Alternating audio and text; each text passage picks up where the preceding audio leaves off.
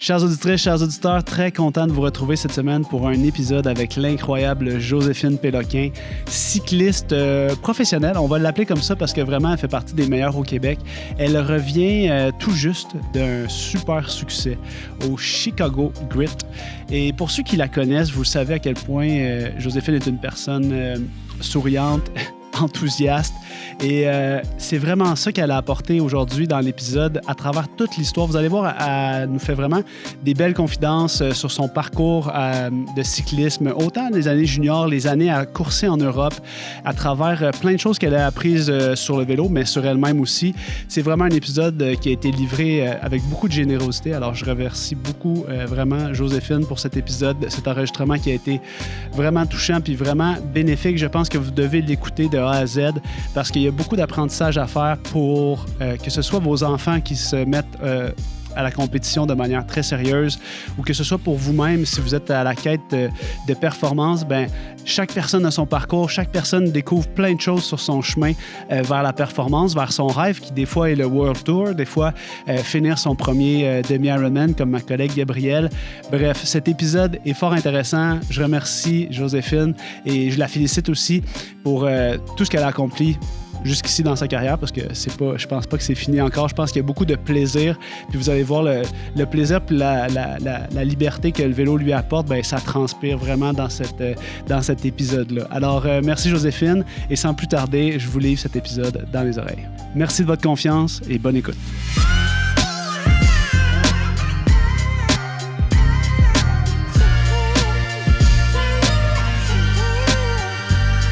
Joséphine, merci de venir au podcast. T'arrives, t'es comme sur un gros high, j'imagine. En tout cas, je le suis pour toi. Là. Fait que tu reviens de où? Ouais, je reviens de Chicago. Je suis revenue lundi soir. Ouais. Puis j'ai remporté le classement overall de Chicago Grit, qui s'appelait avant Intelligentsia, là, qui est encore comme plus connu sous ce nom-là. Fait que c'était 10 jours intenses. Parce que là, c'est 10 jours de crit d'affilée. Ouais. Puis, tu sais, c'est le soir, les crits, là. Fait que c'est dur de... D'être couché. T'es sur l'adrénaline, là. Intense. C'est à quelle heure? C'est qu'il fait noir, là? Non. Quand même, c'est genre à 5 heures. 5h30. Mais sauf que les commutes pour aller aux courses puis revenir, c'est comme 1 heure d'auto, souvent. OK. Fait que là, tu reviens chez toi, il est tard. Là, faut que tu soupes. Là, t'es pas couché avant comme au moins 11 heures. Puis là, c'est si t'es capable de t'endormir. Fait que, ouais, c'est intense. C'est ça la première fois que tu le faisais? Ouais, c'est la première fois que...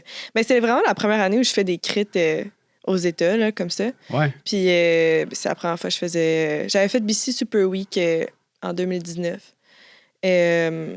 Puis c'était 10 jours aussi. Ouais. Mais c'était la première fois que je le faisais comme...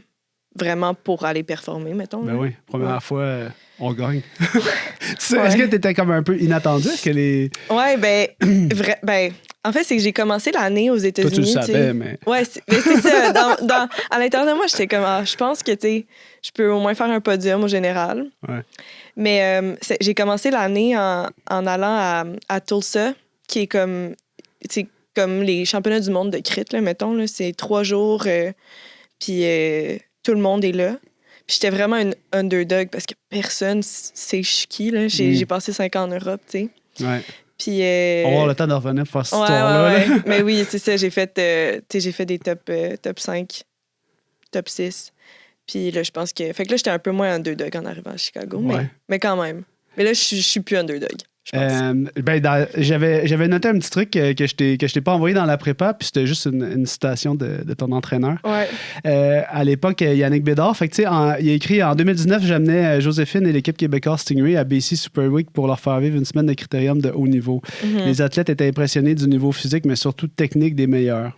6 ans plus tard, avec le maillot de championne canadienne sur les épaules, Joséphine gagne le classement général du prestigieux Chicago Grit. Jeune athlète, soyez patient, entraînez-vous et choisissez les bonnes personnes pour vous encadrer tout au long de ce processus. Ouais. C'est un beau mot d'amour. Ouais, vraiment. On s'est appelé, je pense, l'avant-dernière journée de Chicago. Puis il m'a dit exactement ça, tu sais, au téléphone quand on s'est parlé. Tu te rappelles-tu? Puis je me rappelle vraiment, là, parce que je me rappelle à BC Super Week, c'était ma première année U23, fait que je sortais des rangs juniors. Puis j'étais tellement impressionnée par la rapidité des filles, leur habileté technique. Puis, tu sais, j'étais là pendant le crit, mais les derniers tours, là, les derniers 3 tours, c'était tellement rapide. J'étais comme, mais comment ils font? Puis, c'est ça, tu sais, d'en arriver là aujourd'hui, c'est comme, je réalise que. C'est nice. Ouais, vraiment, c'est fou. Puis cette première expérience-là, t'as craqué en 2019, tu dirais? Ah ouais. Ouais, totalement. Là. J'ai trippé. Après ça, tu sais, c'est sûr que j'ai changé un peu de voie, dans le sens où j'ai pas continué comme à faire des crits en Amérique du Nord. Puis j'ai décidé d'aller en Europe. Mais c'est sûr, ça m'a craqué. Là. J'ai toujours été comme très, très compétitive. Puis de voir que elles étaient à un niveau comme vraiment le supérieur, j'étais comme, OK, je vais travailler pour me rendre là, tu sais. Ça correspond-tu plus au profil de ce que tu aimes faire aussi, le crit, mettons? Ouais. Oui, ben, je dirais que je suis quand même relativement polyvalente. Puis je l'ai toujours été, mais c'est sûr que j'ai toujours eu un faible pour... Ouais, un faible pour les crits. Là. J'ai toujours aimé ça. Ça a été les premières courses sur lesquelles j'ai vraiment performé. Puis après ça, quand je suis allée en Europe, j'ai comme changé Ben, pas changé, mais tu sais... T'as pas le choix d'aller faire ce qui se fait là-bas. Là. Exact. Fait que je me suis développée un peu différemment. Puis j'ai perdu de mon sprint aussi un peu, là.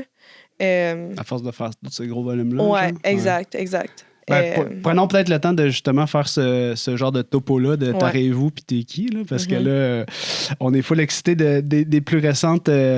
des plus récents succès que tu as vécu. Ouais. Mais c'est pas tout le monde qui te connaît dans la communauté. Puis je pense que tu es une personne qui gagne à être connue. Je pense que ton énergie est contagieuse. Puis les gens vont être contents de savoir de où tu arrives pour vivre ce succès-là.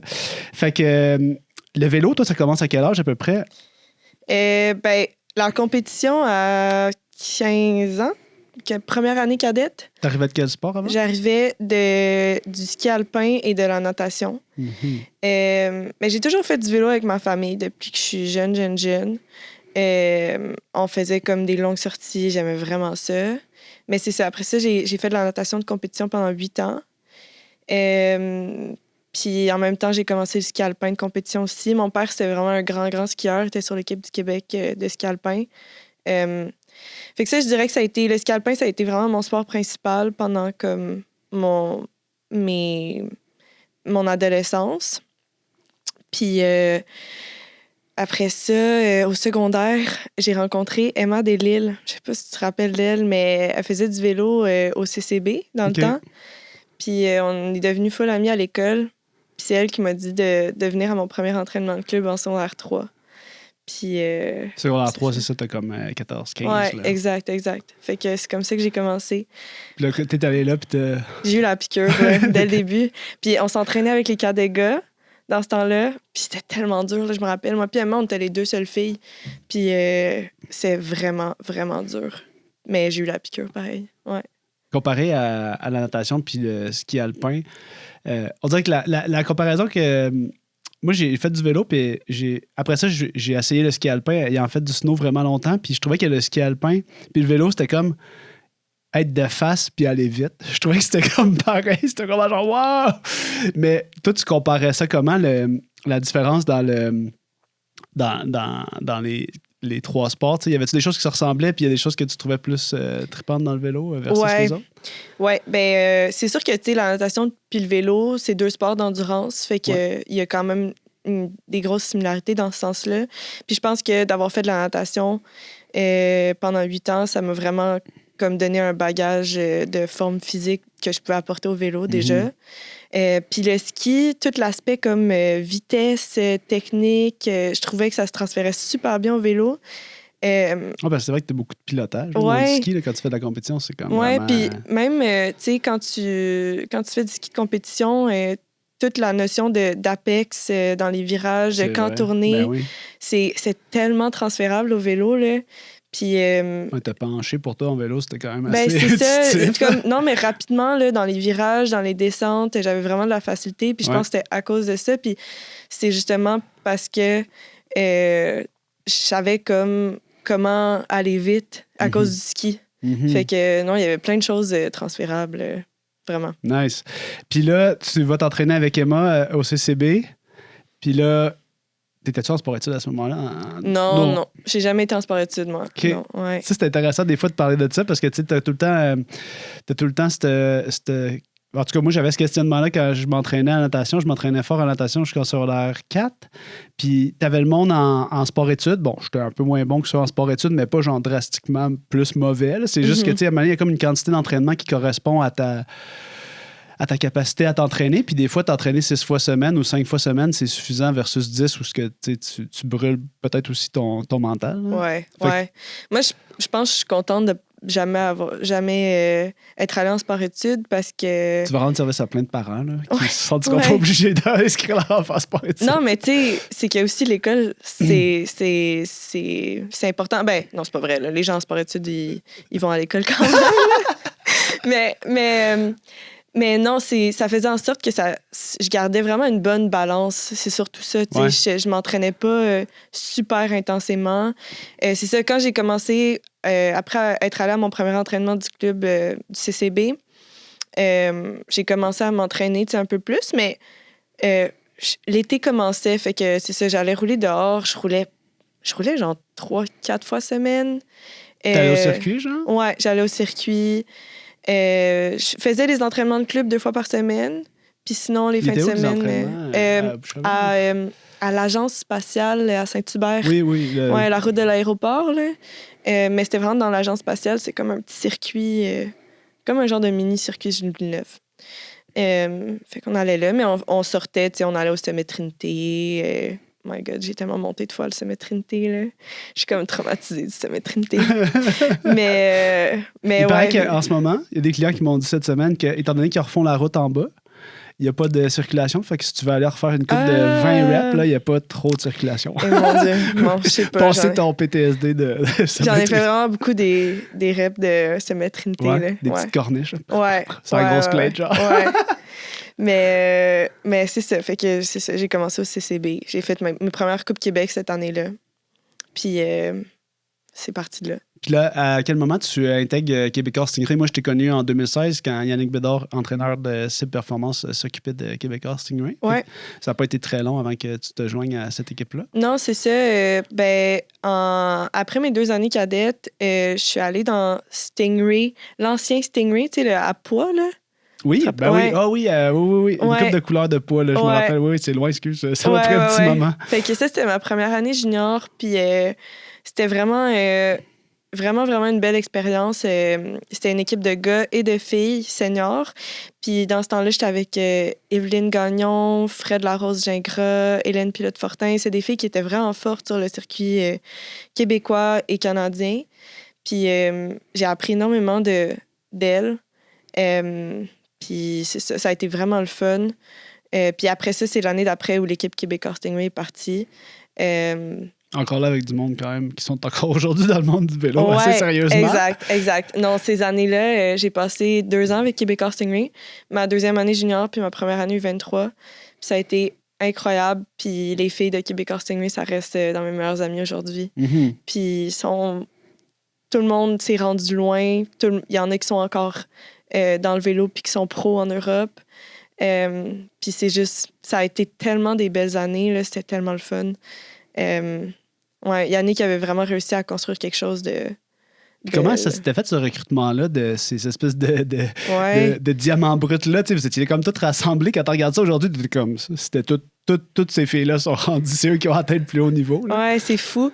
Je pense qu'ils ont comme vraiment choisi des personnes complémentaires. Oui, parce que vous aviez un fit de personnalité aussi, genre. Ouais, c'est ça l'affaire, là, vous étiez comme... Non, c'était fou. Puis on travaillait tellement bien ensemble, on était tellement organisés. On était juniors, mais on courait comme des seniors, puis on courait pour gagner les courses seniors au Québec, tu sais, pas pour gagner les courses juniors seulement. Puis on avait un mix de grimpeuses, de sprinteuses, de rouleuses. C'était comme...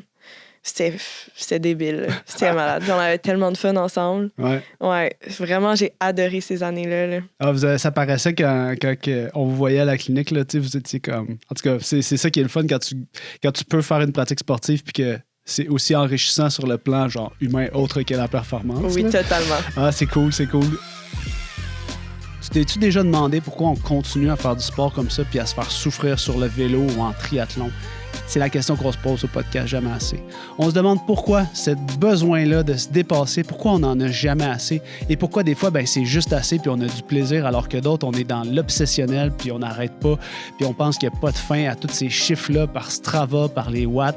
C'est les grandes questions de fond qui animent nos discussions au podcast Jamais assez. Donc, abonne-toi sur Apple Podcasts, Spotify et YouTube. En 2025, on se retrouve à chaque semaine.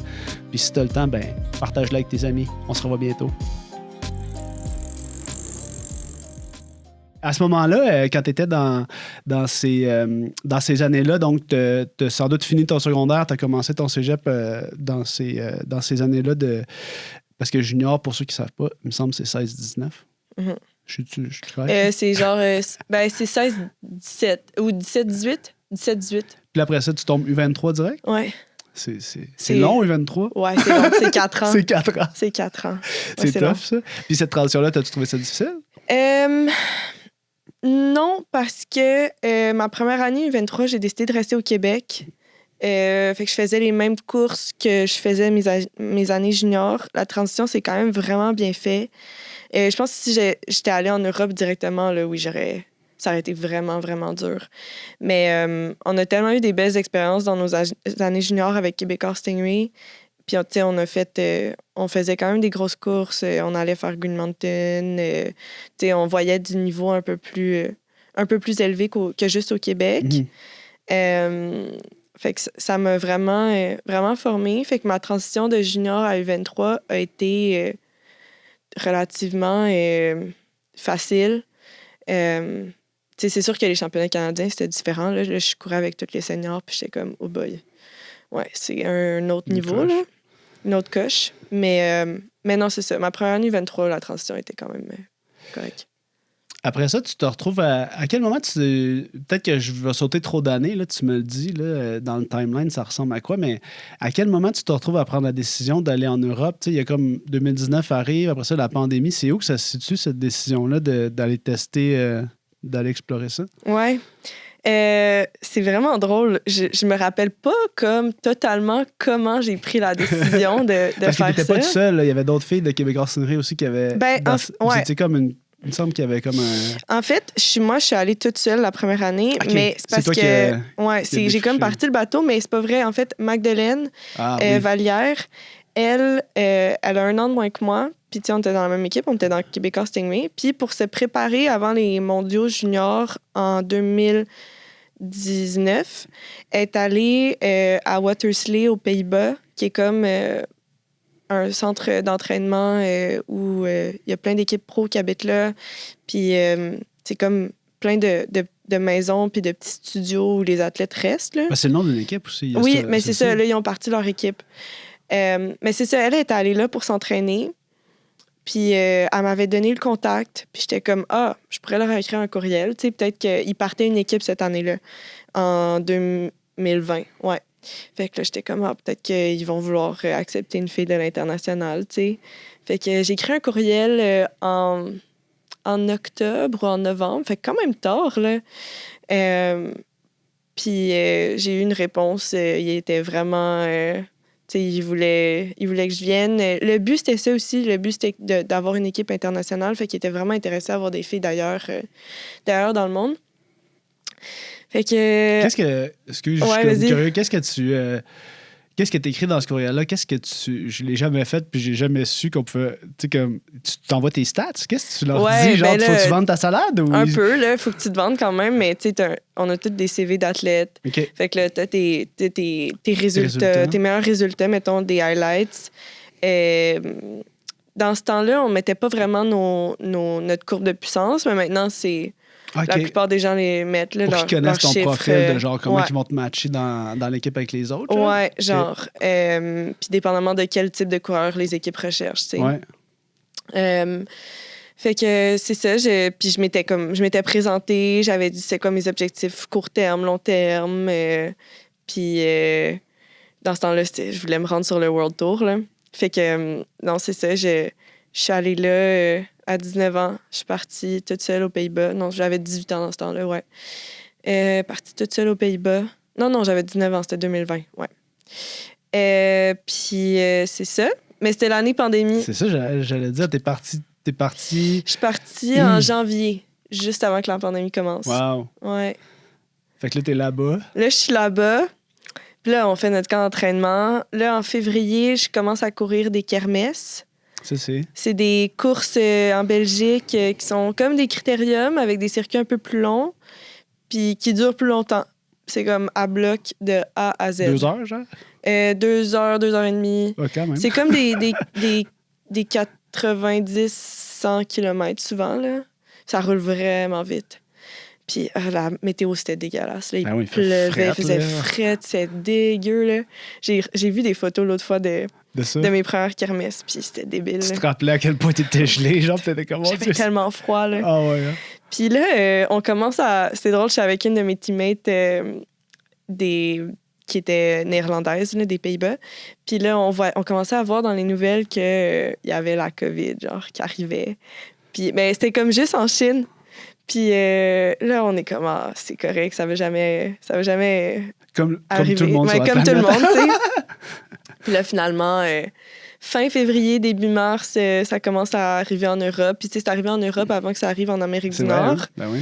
Fait que nous, ça nous a touchés en premier. Puis là, toutes les courses annulées. Fait que là, moi, j'étais comme, OK, qu'est-ce que je fais? Je suis ici juste pour ça. Mais c'est ça, tu sais. Fait que j'ai fait un petit voyage en France, au Sable d'Olonne, parce qu'il y avait Adèle Normand, ma coéquipière de Québécois Stingray, qui était là dans une équipe en France avec Raphaël Parisella, puis Félix Robert, deux de mes amis. Puis j'allais les voir pendant une semaine, parce que j'étais comme, là, j'ai rien à faire ici, je veux pas rester aux Pays-Bas à rien faire. Fait que j'étais allée là. Puis là, François Legault, il a commencé à dire, genre, les expatriés, faut que vous reveniez au Québec. Fait que je pense que comme une semaine après, j'ai pris mon vol pour revenir.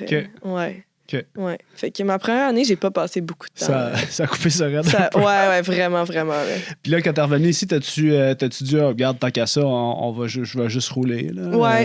Ouais, ben c'est ça, c'est parce que même... Excuse-moi, pour les études, qu'est-ce que t'avais fait pendant cette période-là? T'avais fini cégep? Non, il me restait comme quelques cours de cégep à faire. OK. Puis quand j'étais à la session d'automne, je prenais mes cours sur place. J'allais au cégep Édouard-Montpetit. Puis à la session d'hiver, je prenais mes cours en ligne avec cégep à distance. Fait que j'avais continué à faire ça. OK. Puis, fait que c'est ça, je continuais ça. J'avais peut-être pris des cours d'été aussi, mais tu sais, j'ai fini mon cégep en 3 ans. Là, fait que ça m'a pris... En 2 ans et demi, ça m'a pris pas tant de temps. Non, c'est ça. Puis cet été-là, il n'y avait même pas tant de courses au Québec. À la fin de l'été, on a eu les championnats québécois. Mais je me rappelle, pour comme garder le plaisir, là, je faisais des chasses au KOM sur Strava. Là. C'était vraiment le fun. On se trouvait des segments. C'est ça. Là, que tu sais, comme me semble qu'on pourrait faire vraiment plus vite sur ça. Ouais, c'est ça. Puis on allait prendre toutes les coms. C'était vraiment le fun. C'est un bon jeu, ça. Ouais, un bon vraiment. Jeu de pandémie. Ben, c'était comme le moyen de garder ça le fun en faisant des entraînements vraiment durs aussi. Mm-hmm. Des efforts max qui ressemblent à ce que tu fais dans des courses. Ouais. Fait que j'avais fait ça cet été-là. Puis là, tu sais, t'as quand même été justement cette équipe-là, Watersley. T'as été là, t'es retourné l'année d'après. Ouais, je suis retournée l'année d'après avec Adèle. Ils ont dit on repart la patente, là, fait que venez-vous-en. C'est ça, avec Adèle okay, Desgagnés. Là, vous étiez ensemble cette année. Ouais, qui était aussi ma coéquipière dans Québécois Stingray et qui est toujours une de mes meilleures amies aujourd'hui, que j'adore. Ouais, ça a été une année vraiment difficile, 2021. Ça a été vraiment rough. On a eu la COVID toutes les deux. Là, la saison a bien commencé quand même. Il n'y avait pas beaucoup de courses parce que c'était encore... procédure COVID, les masques tout le temps. Puis en début juin, on a pogné la COVID. On s'est isolés. Puis moi, j'ai eu des symptômes vraiment longs. Là. J'étais vraiment fatiguée. J'avais des douleurs de poitrine quand même intenses. Fait que j'ai quasiment pas couru le reste de la saison. Puis c'est ça, ça a été... décourageant. Vraiment décourageant. Là. Je pleurais beaucoup. J'étais comme... Je pouvais pas faire ce que je voulais. Puis ça a été dur, là. Une chance d'être avec Adèle. Ouais, vraiment. Une chance. Je pour sais du elle. support psychologique disponible. On en reparle souvent encore parce que, ouais, une chance qu'on était là les deux ensemble, sinon ça aurait été vraiment tough. Ouais, vous avez un petit appart, j'imagine. En Ouais, Europe, c'était pas. on restait à Watersley, là, où il y a Ok. le centre d'entraînement. Fait qu'on avait une maison d'équipe avec nos autres teammates. Fait qu'on était 8 à peu près dans Ok. la maison, ouais. Fait que c'était quand même le fun, l'ambiance, là. On n'était pas isolés non plus de... Tu sais, des fois, tu te retrouves en Europe dans des petits appartements, dans Ouais. des villages C'est un peu isolés à ça de que tout, là. j'imaginais. Là, mais... Là, non, on pouvait facilement sortir dans la ville. C'est vraiment le fun. C'est le fun. OK. Ouais. Ça existe encore, cette... Ouais? Ça existe encore, ouais. Puis il y a plein de Canadiennes qui ont commencé à y aller après. Puis là, il y avait une équipe U23. Là, cette année, ils se sont concentrés juste sur les juniors. OK. Mais ça Une reste... fabrique à talent. là, Ouais, c'est comme une des meilleures équipes de développement Ah, ouais. au monde, là. Ouais. j'imagine. Ouais. Tu mets tout le monde qui est fort ensemble. Ben, puis c'est ça. Exact. Tu laisses pousser des watts. Fait que là, Voilà. fin 2021, ça te décourage pas encore suffisamment pour que... Non, mais j'étais quand même... un peu cassé. Ouais, j'étais cassée. J'étais définitivement cassée. Puis là, j'étais comme, OK, c'est quoi mes options? Tu sais, j'ai pas de résultats. La première année, c'était l'année COVID, j'ai pas couru. La deuxième année, j'ai eu le COVID long, j'ai pas de résultats, j'ai rien fait. Là, je suis comme, OK, qu'est-ce que je fais? C'est quoi mon prochain step? Je veux pas revenir juste courir au Québec pour le fun. Je suis comme, je veux encore comme pousser plus T'as pas loin. eu la chance tu sais. d'essayer. C'est comme si t'avais C'est même ça. pas pu essayer. Exact, exactement. Fait que là, j'appelle Gérard Penaroya, tu sais. qui OK. était le manager de l'équipe Macogep Tornatec dans le temps, qui était une équipe continentale, UCI continentale canadienne. Puis depuis que j'avais fini mes années juniors, il arrêtait pas de me demander de venir dans l'équipe. Puis là, j'étais comme non, je veux faire mes propres affaires en Europe. Puis là, finalement, je l'appelle fin 2021. Puis je lui demande s'il y a une place pour moi dans l'équipe pour l'an prochain. Puis il m'a dit oui. Puis là, j'étais comme, OK. J'ai eu vraiment un soulagement là, de OK, j'ai une place. Je vais pouvoir racer. Exact. Fait que c'est ça a été le début de 2022. Puis ça a changé de nom, l'équipe. Là, c'était Émotionnel Tornatec. Mhm. Mais on était basé en France la majorité de la saison. Puis on a fait quand même beaucoup de courses UCI en Europe. Puis comment t'as fait pour sortir de cette espèce de marasme-là là, de COVID de 2021? Ça a été difficile? Ouais, ça a été quand même difficile. Mais une fois que j'ai compris que j'avais des symptômes longs puis que si je m'entraînais par-dessus ça, ça allait juste empirer, Ouais. j'ai comme pris le temps de relaxer. Puis c'est parce que j'avais eu des blessures par le passé. J'ai eu une grosse commotion cérébrale en 2018 dans un camp d'équipe du Québec à l'hiver en Arizona. Puis je m'étais comme entraînée par-dessus ma commotion, puis j'avais empiré vraiment intensément mes symptômes. J'avais dû arrêter l'école complètement, ma session complète. Fait que j'avais vraiment appris de ça. Écoutez ça. Là. Ouais, oui. Tu t'en rappelais. Là. Ouais. Fait que là, t'as comme fait le parallèle, tu veux dire, avec ta COVID un peu. Genre? Exact. Fait que j'ai dit, bon, il faut que je prenne le temps de vraiment Been there. récupérer. Puis ça va tellement plus vite quand tu prends le temps de récupérer. Tu récupères tellement plus vite, puis après ça, tu peux te remettre à l'entraînement, puis t'as pas des setbacks sans arrêt, là. Fait que c'est ça que j'ai fait. J'ai pris ça vraiment mollo. Qu'est-ce que J'ai tu pris fais un quand- gros off-season. Qu'est-ce que tu fais quand tu fais pas de vélo? Pour être capable de survivre? Ouais, bonne question. Te faire plaisir un peu? C'est dur, hein? On est comme... Quand on fait ça vraiment intensément, on est un peu addict. Ben, ça donne tellement de dopamine. Ouais.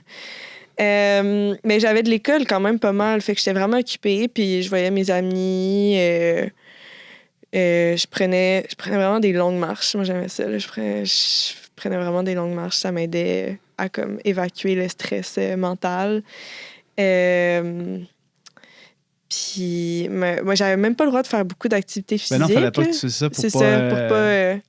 Fait que, ouais, mais j'étais vraiment occupée avec l'école, pour vrai. Fait que je pense que ça passait comme OK. facilement. Puis en octobre, je commençais à me rentraîner tranquillement. Puis là, je voyais que je me sentais bien. T'étais Mon capable corps, de récupérer. Ouais, puis- c'est ça. Mon corps, il répondait, là. Puis là, j'ai tranquillement rebâti pour la saison 2022. OK. Puis c'est ça. Là, t'as pu mettre le gaz au fond. Ouais, exact. Puis exact. comment ça s'est passé, cette UCI continentale-là? Vraiment bien. Ça a été... c'était comme les courses en tant que telles, ça a vraiment bien été. L'année a été quand même difficile parce qu'on restait dans une petite maison sur une ferme au sud de Toulouse, dans un petit village qui s'appelle Miremont. Un petit village de comme 500 habitants. Il y avait un poney. C'était ça un poney ou un âne? Un âne, je pense, sur notre ferme. Puis il faisait tellement de bruit, puis il nous réveillait à genre 6 h le matin chaque jour. C'était l'enfer. Avec son doux chant. Là, Ouais, son doux chant, ouais. Puis on n'avait pas de voiture. Fait que tu roulais le matin à 6 h. Ouais. Comme pas le choix. En plus, il faisait tellement chaud, fait que pour vrai, c'était quand même bien de rouler tôt, là. Ouais. Mais l'épicerie, genre, fallait faire 6 km aller, 6 km retour. Ouais, hein? Fallait y aller à 2 parce qu'il fallait que quelqu'un surveille les vélos pendant que l'autre remplissait le sac à dos.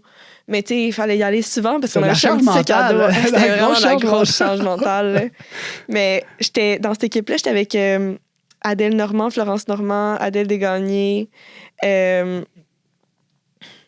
Laurie Miette.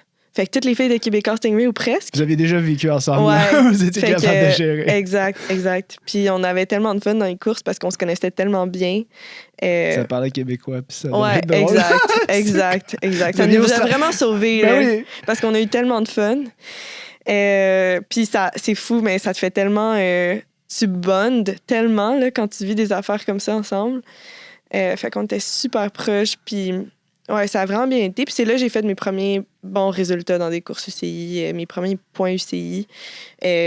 Surtout à la fin de l'été, là, j'ai commencé à avoir des bons résultats sur des points 1 puis points 2, là, qui est comme les courses UCI de niveau juste un peu inférieur aux courses World Tour. Mm-hmm.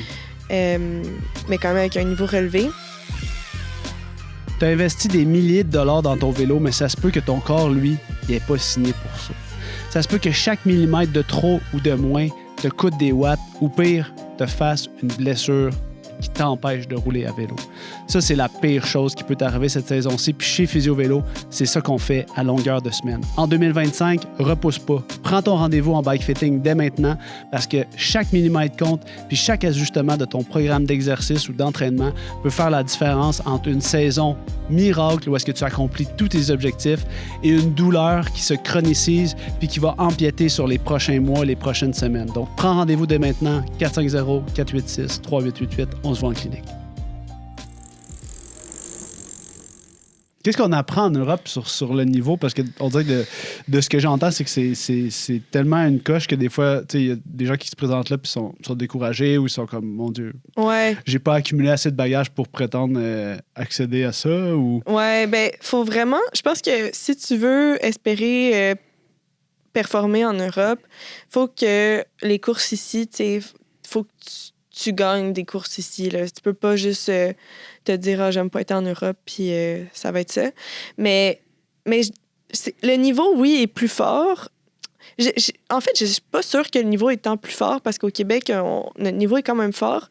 Mais c'est juste que la profondeur, toutes les filles sont fortes. Là. Ah, c'est pas hétérogène. Tout le monde est à peu près exact. Très fort. C'est ça, c'est super homogène. Fait que pour te démarquer, c'est hyper difficile.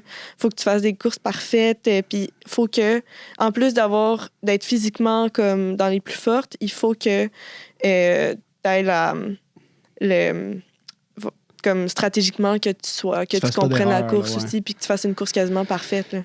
T'étais chanceuse d'être avec les filles? Ouais. Que ça t'aidait énormément, j'imagine? Vraiment. Puis on travaille super bien ensemble. Puis pour les courses, mettons, plus de grimpeuses, moi, j'étais vraiment en rôle de coéquipière. Ouais. Puis les courses où c'était plus au sprint, là, mes teammates m'aidaient. Fait que non, ça marchait vraiment bien cette année-là. Là. Nice. Puis là, veux pas, tu sais, là, on a commencé tantôt l'entrevue en parlant de Chicago Grit, mais t'as quand même continué après ça encore 2 autres années. Là. Ouais. C'est tout récent, ton retour. Ouais. Ça date vraiment de... cette année. C'est printemps 2025. Ouais. Fait que là, tu vis des bons résultats avec ta gang quand même. On va dire 5. Vos stratégies de course en québécois, personne ne devait les comprendre d'ailleurs. Non. Puis même, petit, il y a des Françaises dans le peloton, là, mais même quand on se parle comme dans le peloton rapidement, personne ne comprend. Là. On peut utiliser le slang qu'on veut. Puis en plus, c'est drôle parce que nous, on avait vraiment créé notre propre langage. Il y avait des codes. On avait des codes. Là. Fait que non, personne ne comprenait. Là. C'est tellement bon, ça. Ouais, c'est vraiment. tellement un hedge sur les autres. Genre. Totalement. Puis là, après ça, cette équipe-là, dans le fond, vous avez c'est-tu toi qui as quitté? Ça a pu exister? Qu'est-ce qui est arrivé? Non, l'équipe a fermé. Il y a eu comme un peu de... À l'interne, ça marchait pas super bien là, en termes de gestion. Okay. Parce qu'on avait un directeur sportif français. Puis, en tout cas, ça marchait pas super bien. Puis, on s'est associé avec un club en France aussi. Puis, il y a eu comme ouais, ça marchait pas super bien. Fait que l'équipe a fermé, mais... Sûrement qu'il y en a d'autres qui vous avaient watché qui étaient comme... faudrait qu'on les aille avec nous autres. Ouais, ben Gérard Pénaroya, il nous a vraiment aidé, Laurie Miette, Adèle Desgagnés et moi. Puis on a signé, on a toutes les trois signé avec une équipe UCI française, comme UJ Grand Est. Puis j'ai passé les 2 dernières années de ma carrière en Europe dans cette équipe-là. Qu'est-ce que tu as trouvé différent dans... Ou je parle de culture vélo. Chez Physio Vélo, on enseigne au Centre national d'entraînement à Saint-Quentin en Yvelines depuis 2021. On forme des kinés, on voit des cyclistes. On est au Vélodrome national, fait qu'on côtoie ça. Ouais. Puis il y a plein de différences culturelles, ne serait-ce que la quantité de kilométrage moyen par année de la population française versus au Québec. Les habitudes, moi, je peux parler de culture de bike fitting. Là. Je vois encore des gens qui sont fités très, très longs par leur grand-père du Sud en bike fit. Mais toi, qu'est-ce que tu as remarqué sur la culture qui était peut-être différent ou qui t'a inspiré? Parce qu'il y a du bon, il y a à apprendre puis à laisser de certains trucs. Ouais. C'est sûr qu'il faut que tu aies un regard positif parce que, en fait, moi, je pensais que ça allait être facile. Je me suis dit, on parle la même langue, l'adaptation va être tellement facile. La culture est tellement différente. Là, puis dans le vélo, mais aussi hors vélo.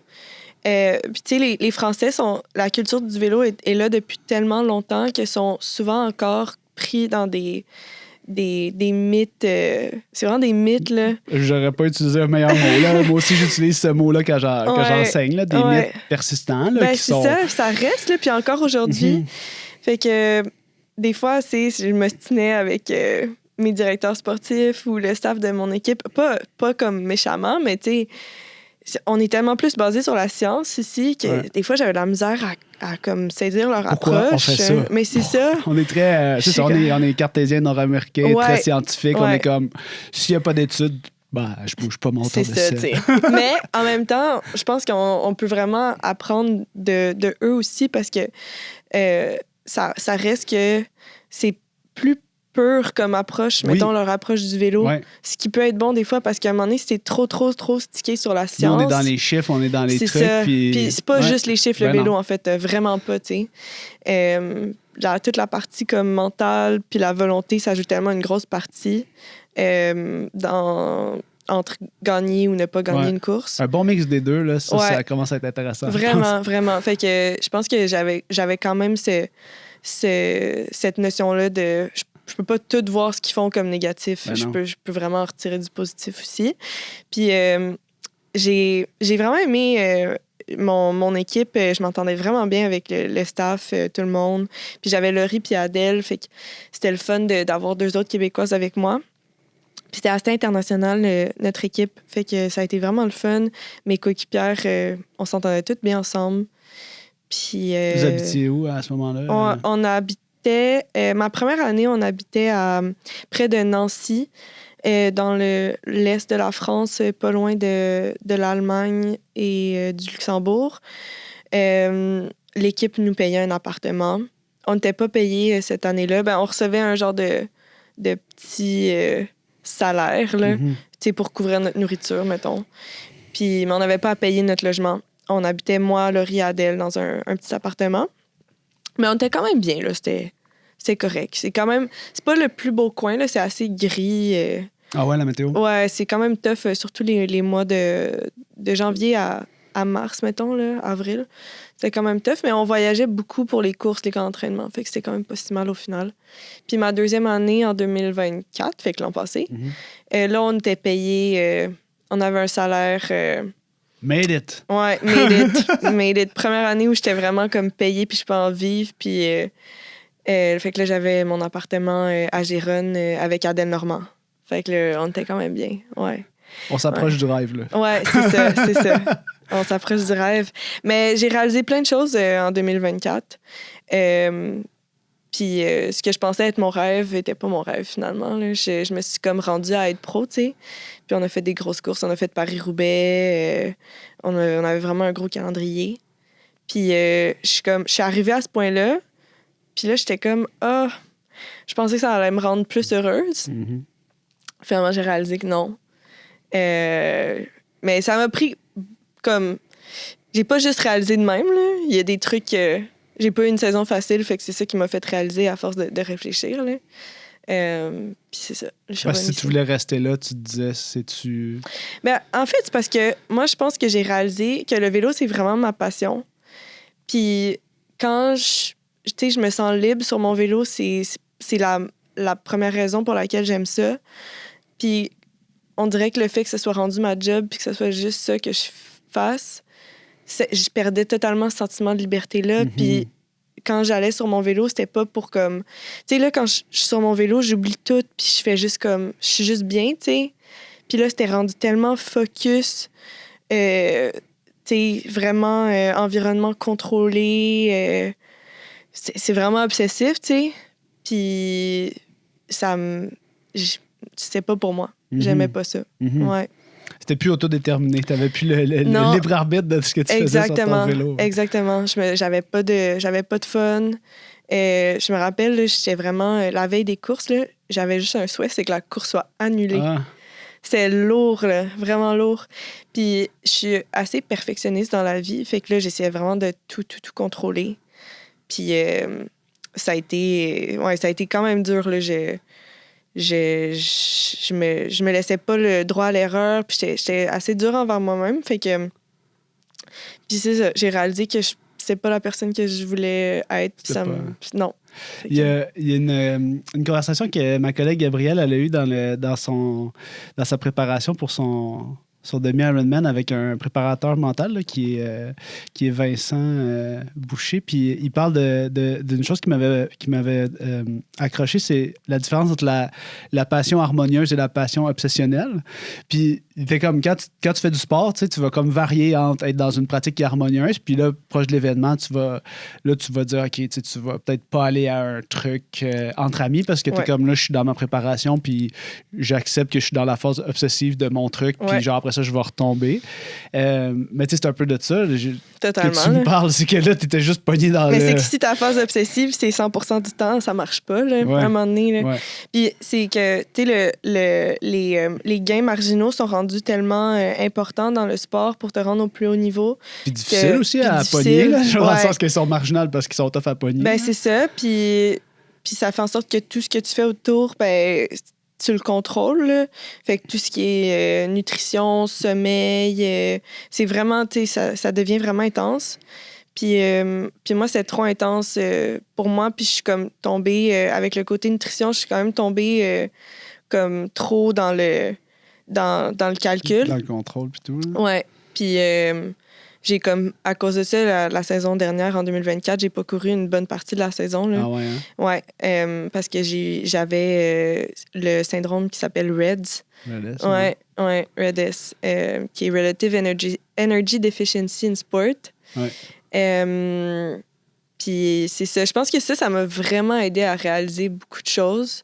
Là, avec du recul, là, j'ai du recul maintenant. Là. Ouais. Puis j'en suis guérie. Mais ouais, je me suis comme demandé comment j'en étais arrivée là. Puis est-ce que c'est vraiment ça que je veux, tu sais? Mais il y a beaucoup de gens qui nous parlent de ça. Tu sais, quand on a fait l'entrevue avec Amélie aussi, tu sais, elle dit en rétrospective, j'étais sans doute là-dedans, dans ce symptôme-là, tu sais, des fractures de stress. Puis, ben oui. Puis j'ai l'impression que c'est comme... tu sais, autant, c'est comme, en ce moment, je trouve que c'est une grosse discussion dans le monde du sport. On veut manger beaucoup de carbs pendant qu'on roule. On veut pogner 160 grammes en 1 heure. Ouais, c'est une bonne idée, là, pour pousser fort, peut-être. Là. Mais tu sais, au final, genre, ce que tu manges en dehors du vélo, puis comme c'est parce que tu peux manger 120 grammes sur ton bicycle, mais si t'es en Red S, tu vas pas pousser, là. Ouais.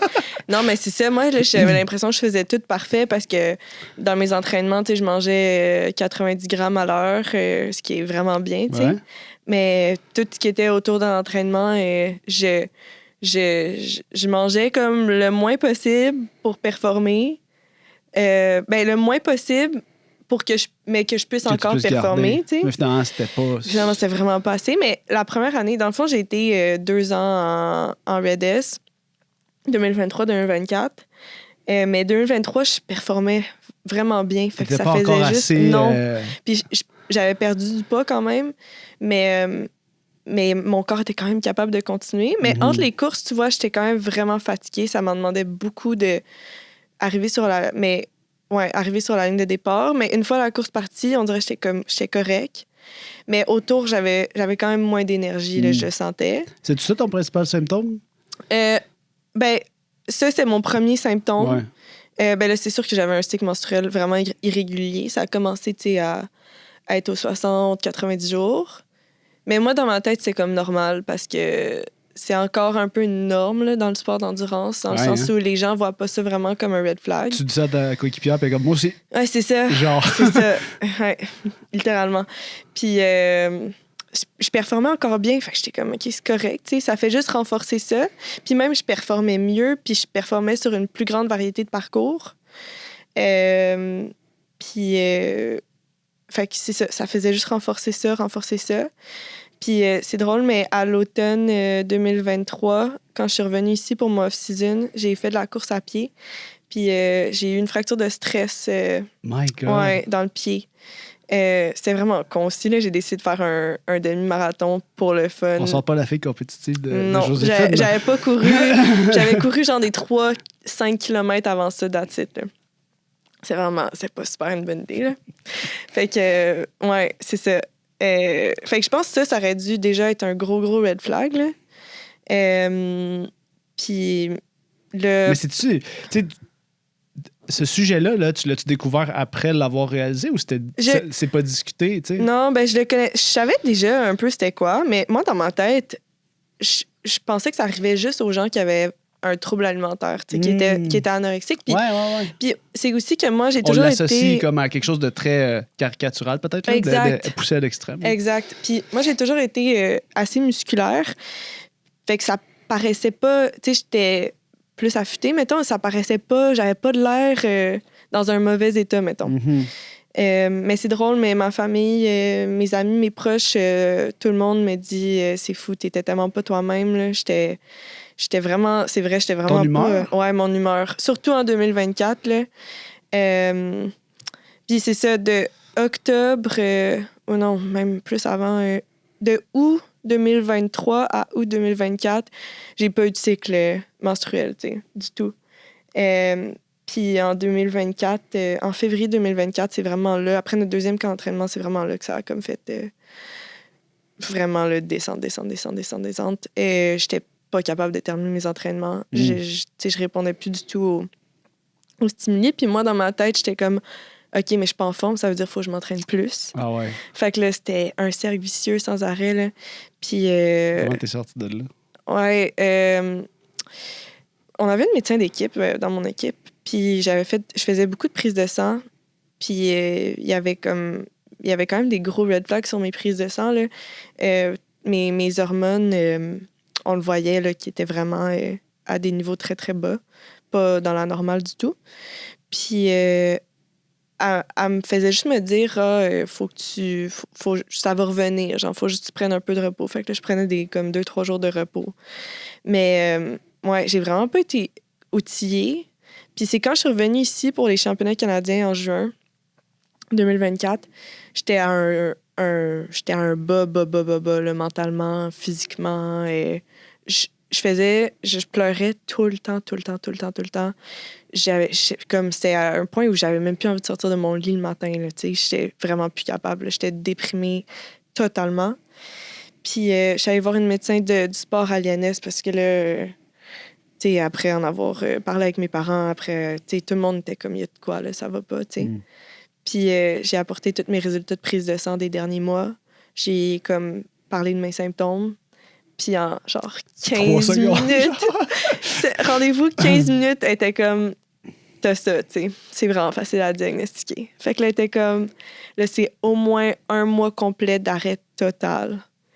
Puis là, j'ai commencé ça en début juillet, 1 mois d'arrêt total. Ça a été vraiment tough au début. C'est vraiment spécial la première semaine. Je sentais comme si mon corps était en sevrage.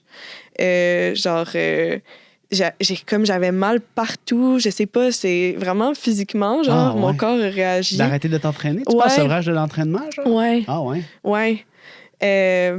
Je faisais quand même beaucoup de volume. En 2023-2024, je faisais des années de comme 16-17 000 kilos. Là. Fait que ça a été... c'était vraiment spécial. Mais tu vois, dès la 2e semaine, j'avais un protocole strict là, de nutrition aussi. Là, je mangeais... fallait vraiment que je mange beaucoup. Fallait que tu manges quoi? Genre 1000 calories au-dessus de tes besoins minimum, genre, pour être sûr que tu es en train de reprendre le dessus? Ouais, genre? exactement. Okay. Puis on dirait que le switch dans ma tête s'est fait vraiment facilement parce que oui, je contrôlais ma nutrition, mais ça a toujours été dans l'aspect de performer et non dans l'aspect de quoi j'ai l'air. Là. Oui, toi, tu n'étais pas préoccupé par l'image, tu étais préoccupé par est-ce que je suis dans mon pic de performance? Exact. Puis quand j'ai compris que j'étais juste absolument misérable puis que je pouvais plus performer pantoute, j'ai fait comme, OK, non, c'est pas genre... J'ai pas la bonne recette. C'est pas comme ça, là. Pas comme ça que ça fonctionne. Fait que ça a été quand même facile de faire le switch mental, de manger plus. Parce que souvent, les gens ils ont de la misère avec le retour... de RED, là, parce qu'ils sont pris dans les mêmes patterns de comme manger moins. Mais moi, ça s'est fait relativement facilement. Puis c'est ça, dès la 2e, 3e semaine, j'ai commencé à me sentir vraiment mieux. Je sentais que je revenais un peu à moi-même. Je pense que ça a pris quand même une couple de mois là, pour que je me sente totalement moi-même. Mais... T'étais capable de sortir de ton lit? Ouais. Un peu plus de bonheur. Ouais. Puis je souriais, puis je recommençais à avoir du fun. Parce que n'importe qui qui connaît sait que la majorité du temps, t'es en train de sourire dans la vie. Je souris vraiment beaucoup, puis je suis vraiment très optimiste comme personne. Puis là, j'étais tout le contraire. Là, tu m'aurais vu l'an passé, ça aurait pas été le fun avoir une discussion avec moi. J'étais juste pas là. Je me rappelle, j'avais même de la difficulté à écouter des films, des séries. J'étais juste pas capable de me concentrer. Genre, j'avais pas la force, l'énergie du cerveau pour me concentrer. Fait que c'est ça. Puis j'ai décidé de courir à la fin de la saison à Gatineau pour aider mon équipe. Puis tu vois, c'était trop tôt. J'aurais pas dû faire ça. Mais au moins, j'étais comme dans une meilleure place mentalement. Fait que je me disais, c'est correct. T'sais. Puis tu vois, j'ai pris la bonne décision. J'ai parti la course pour aider mon équipe, puis j'ai arrêté après comme quelques tours. Okay. Puis j'étais fait comme genre, mon corps veut pas. Là. Non, c'est ça, tu sais. J'étais pas là, je voulais pas pousser plus que ça. Tu savais que t'allais te recreuser un trou. Exact. Sinon, puis je pense que ça, c'est ce que t'apprends avec les années aussi, là, puisque je pense pas que j'aurais eu la maturité de faire ça il y a quelques années.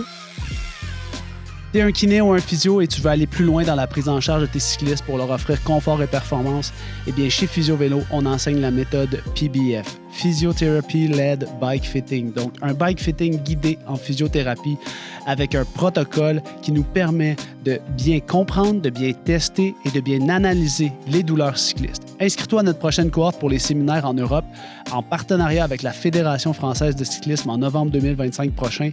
Ensemble, on va partager 3 jours de séminaires pratiques en plus de la théorie hybride en e-learning. Vous allez devenir un expert et changer votre carrière. Inscrivez-vous aux formations Physio Vélo dès maintenant. Est-ce que c'est ça qu'on apprend dans le sport de haut niveau, finalement? C'est comment ne pas creuser ton trou. Ouais. Ne pas te blesser et ne pas creuser ton trou. C'est tellement dommage, mais je pense qu'il faut que tu l'apprennes toi-même parce que t'as beau avoir les autres personnes qui te le disent, tu sais. Si tu l'as pas ressenti, vécu. C'est ça. Puis je pense qu'on a tous fait l'erreur de vouloir trop en faire, d'en faire plus que ce que notre entraîneur nous dit, puis de se comparer beaucoup aux autres, tu sais. Puis quand tu vois tes teammates qui font plus de kilomètres que toi, plus d'heures, ben là, t'es comme, OK, il faut que j'en fasse plus. Puis au final, tu vois, cette année, je viens juste de frapper le 5000 km. Là. Yeah! Je m'entraîne genre 8 heures, 10 heures par semaine, mais c'est full de la qualité. C'est quasiment ce que tu faisais quand t'étais quand t'as commencé. Quand j'étais cadette, genre. Ça, parce que même junior, je faisais plus que ça, je pense. Fait que puis je ta zone à toi bien. est là, ouais, puis j'aime ça, puis je suis comme, tu sais, mon entraîneur c'est Yannick Bédard là, qui était mon DS dans Québécois Stingray, puis on a commencé à travailler ensemble cette année. Puis peux-tu beaucoup te connais là. Ouais, puis c'est vraiment, il y a vraiment une belle approche.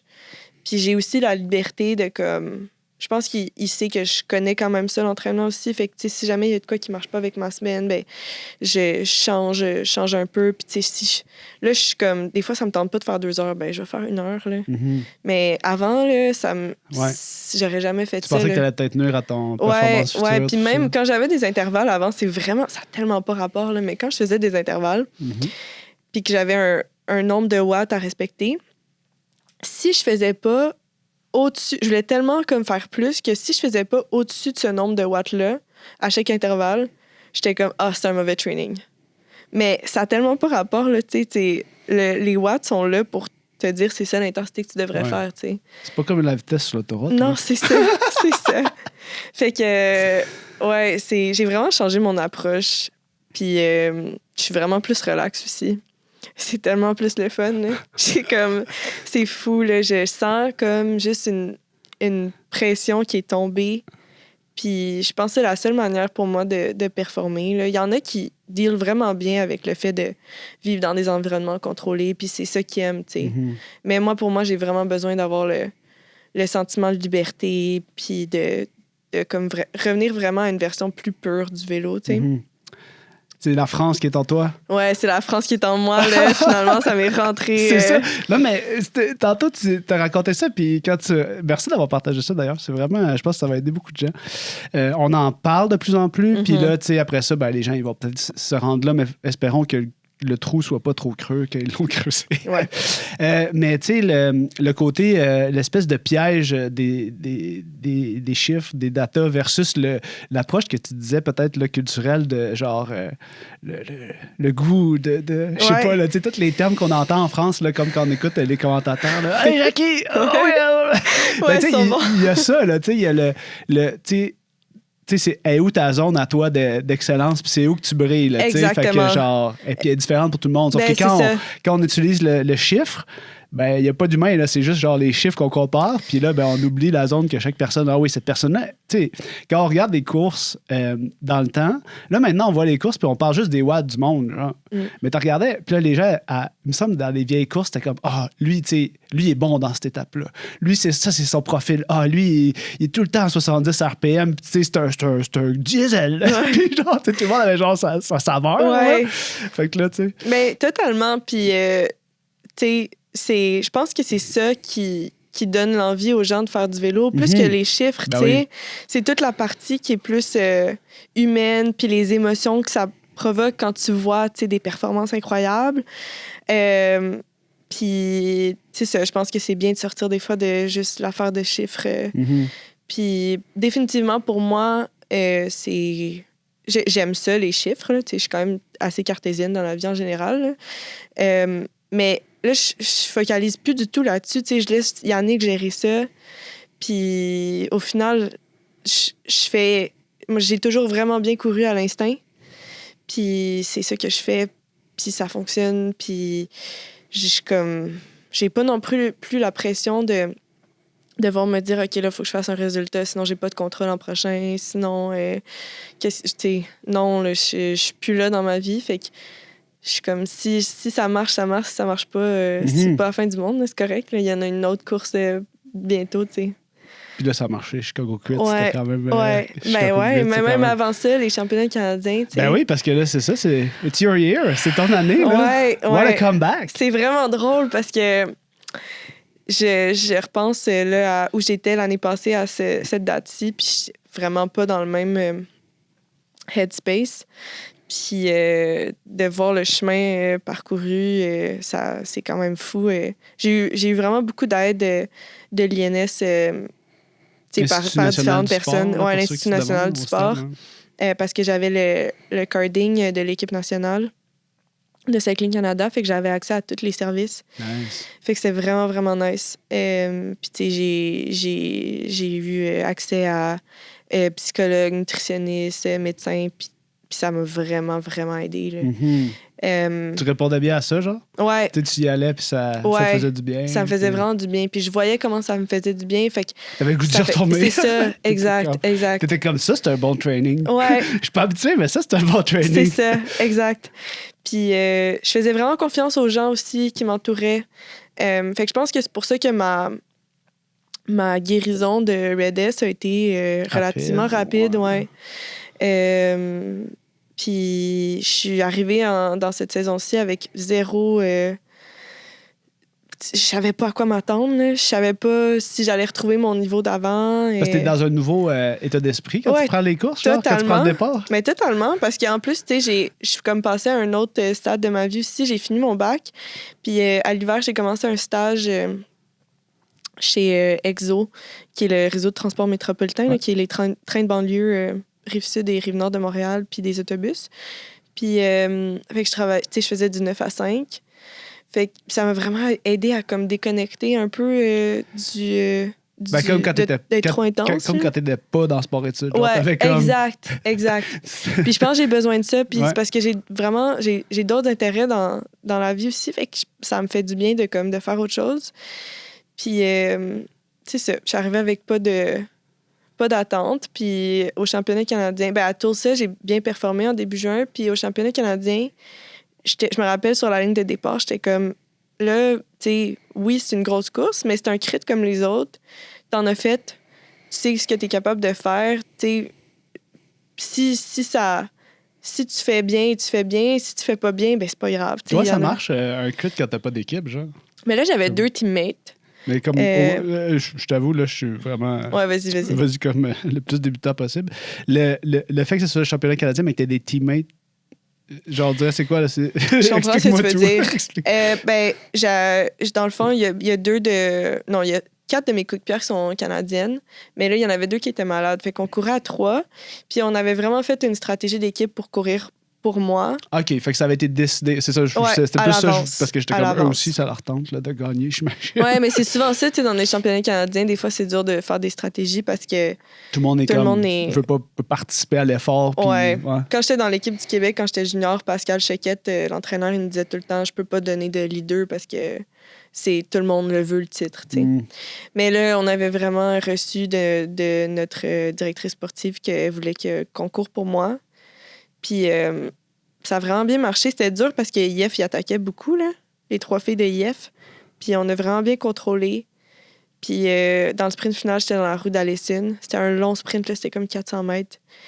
Puis elle m'a fait Allison Jackson, là, elle m'a fait un lead-out parfait. J'étais comme merci. Puis c'est ça, j'ai sprinté.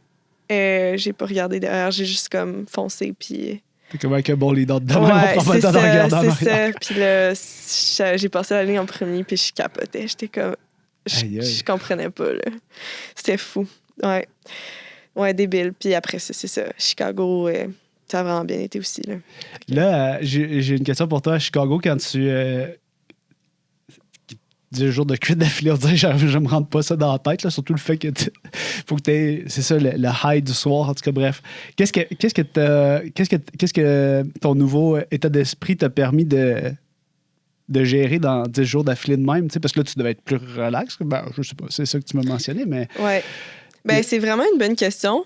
Ça doit faire partie de la raison pourquoi t'as fait première au ouais, général, c'est sûr que oui, parce que, en fait, je suis arrivée là, mon équipe voulait que on peut la nommer. Ouais, LA Sweat Racing, qui est une équipe américaine qui est comme... fait particulièrement des critériums aux États-Unis. Ouais.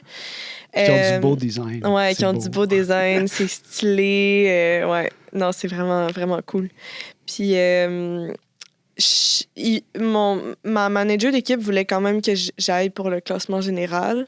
Fait que, mais je ressentais pas la pression. Je savais de quoi j'étais capable. Puis on dirait que quand t'es dans un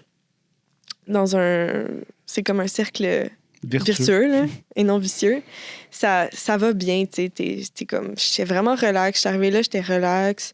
Puis je restais dans le moment présent parce que c'est quelque chose que j'avais vraiment de la difficulté à faire avant. Là. J'étais toujours... j'avais beaucoup de problèmes d'insomnie parce que je pensais tout le temps à la course du lendemain, puis je faisais comme 1000 scénarios dans ma tête. Puis là, j'étais vraiment pas dans ça. J'étais juste comme... je fais ce que je sais faire, ça va bien aller, ça va être correct. Là.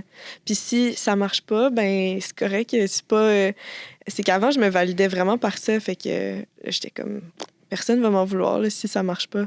Puis s'ils m'en veulent, ben c'est leur problème. C'est pas leur mien. problème. Fait que c'est ça.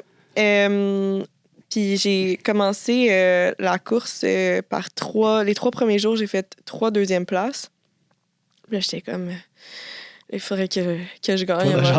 Genre meilleur. Là. Ouais. La 4e journée, j'ai gagné. Puis c'est là que j'ai pris le maillot du classement général. Puis après parce que c'était pas tout le temps la même personne qui avait fait la première. Exact. T'étais correct. Fait que là, puis j'ai réussi à le garder jusqu'à la fin. Parce que c'est ça. Après ça, j'ai fait 3 fois des 3e places. J'ai fait 7 podiums sur 10 jours. Puis c'était pas pire. Mais tu vois, à la fin, je ressentais un peu cette pression-là de... Oui, parce que là, tu voulais pas le perdre. En fait, ça. tu l'avais. Puis l'écart quasiment... était quand même petit. Puis là, j'étais comme, il faut pas que je le perde. Puis mais c'était plus en mode, faut juste pas que... Tu sais, faut pas que je chute, faut pas que... Ouais, tu voulais éviter tu sais, je voulais pas prendre de risques. Exact. Fait que là, j'avais un peu ce stress-là, mais facilement, j'arrivais à me recentrer puis à me dire, tu sais, non, ça va bien aller, c'est correct. Je suis capable de faire ça. C'est ça, je suis capable. Puis j'avais une équipe pour m'épauler aussi, puis mes teammates, ils ont vraiment été incroyables. Tout le monde était comme, travaillait vers ce but-là, puis ça a été vraiment un beau 10 jours en équipe, là. Vraiment, vraiment. Wow. Ouais. C'est hot, félicitations. Merci. C'est des beaux apprentissages. Ouais, vraiment. Merci d'avoir partagé ça aussi.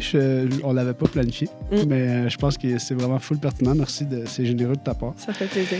Fait que je te souhaite de rester dans le sentiment de liberté que le vélo t'apporte. Ouais. On peut pas finir sur une meilleure note que ça. Bravo. Merci. Ciao. Bye. Chers auditrices, chers auditeurs, merci d'avoir été avec nous encore une fois cette semaine. J'espère que vous avez apprécié cet épisode. N'hésitez pas à nous émettre vos commentaires, vos remerciements, parce que je pense qu'on doit remercier nos invités de partager avec autant de générosité ces conversations-là qu'ils nous livrent, particulièrement la conversation qu'on vient d'avoir avec Joséphine. Donc, si vous avez des commentaires, vous les laissez sur les différentes plateformes. N'oubliez pas de vous abonner et on se retrouve la semaine prochaine pour un autre épisode du podcast de Jamais assez. Ciao!